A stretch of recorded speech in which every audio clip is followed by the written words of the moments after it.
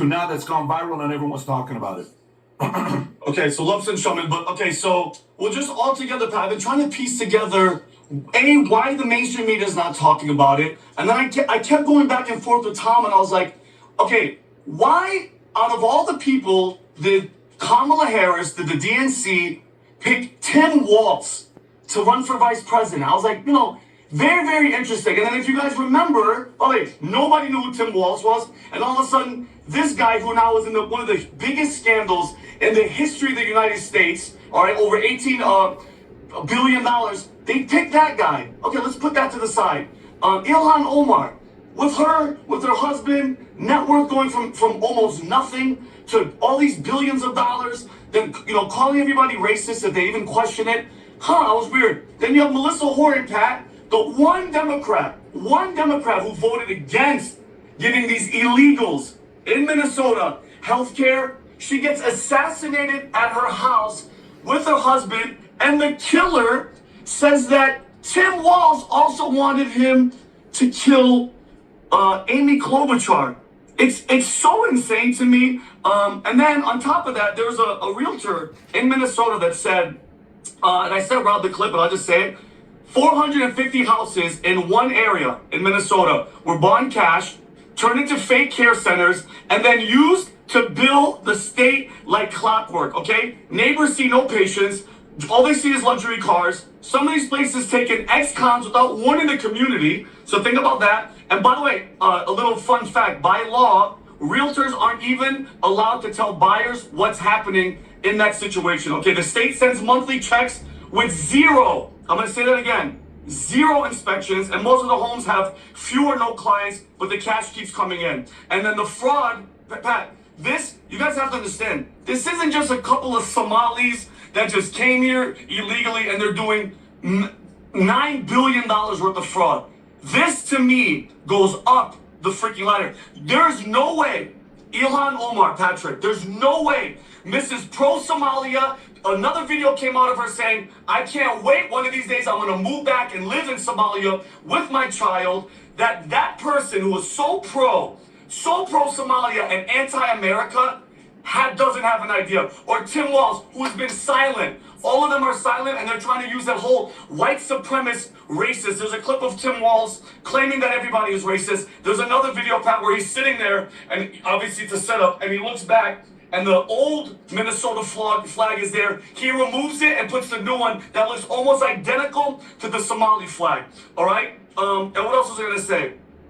There's a chart, Pat, that Rob has that I sent. The child and adult care centers in Minnesota maxing out donations to Somali candidates in Washington. Isn't that weird? What are child daycare centers donating to Democratic people in Washington? Isn't that weird? And Pat, I can't hear you guys right now, but I would like, yeah, look. Oh, isn't that weird? Sunshine Child Care Center. Isn't that a little weird?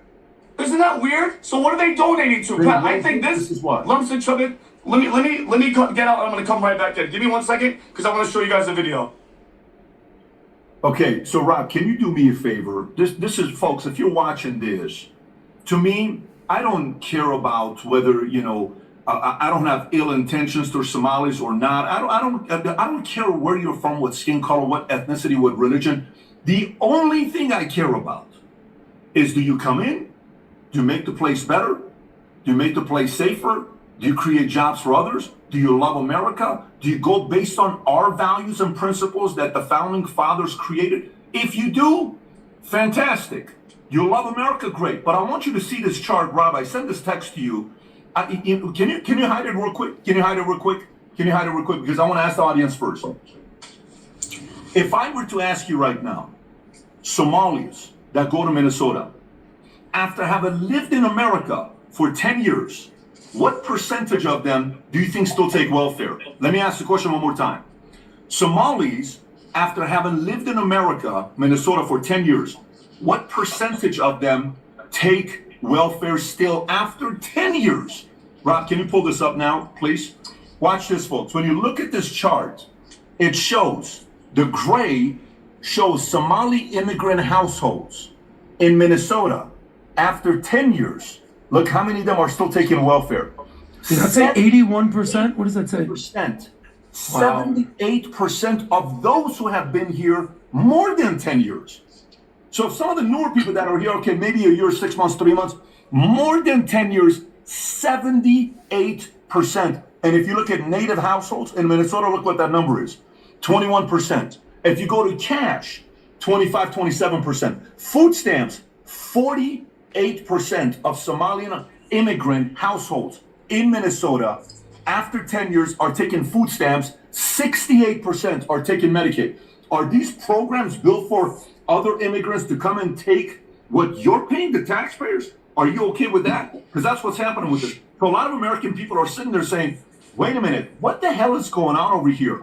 What are we talking about over here? 2024, Kamala tweeted, I was raised a middle-class child, and I'm the only person on the debate stage tonight who has a plan to lift up the middle class and the working people of America. And then, Rob, if you can pull this up, Minnesota staff fraud reporting replied. And Rob, can you pull that one up?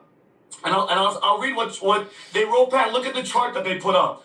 They said, Ms. Harris, please listen to Minnesota state employees who work every day to deliver best services possible to our state and people who expect no less and pay our wages. Tim Walz has caused incredible harm to our state and agencies, retaliated against whistleblowers, against fraud. Rob, you have that chart. You put it up a couple seconds ago that had the 250 million on the top. Could you put that one up? And that tweet, she's posting about the middle class, and Pat, they posted that under the reply. Look at the whistleblower. The whistleblower is screaming, 500 and 922 million dollars. They've been saying it. They've been trying to blow the whistle. And Tim Walz, in my opinion, you're involved. He has to know. If you're shutting up whistleblowers, then you're involved. And one last thing, Pat, because I know you want to move on. Nick Shirley did this as well, if you don't mind me doing it. The Sweet Angel Childcare. And Rob, if you're going to put up the Google link, the phone number to this place goes to, guess where, Adam? Tim Walz's office. Why is one of these daycares, if you call, here's the number, Pat. I'm going to call. I'm going to put on speakerphone. Let's see. Let's see where this number's going. Get out of here. The one on the top. The Sweet Angel.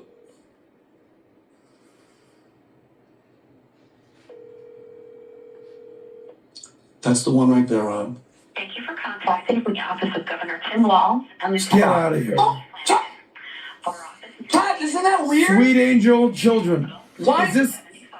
75. Can you read the number for us to match it with Pat, the number is 651 Yep. 201 Yep. 3400. That's the exact. Zoom in a little bit on that number, Rob, for Sweet Angel Wow. Childcare. Why? Hey, That's the Patrick, same why in exact God's number. name would it go to Tim Walz's office? Huh? I just searched it at Minnesota.gov. That's a match.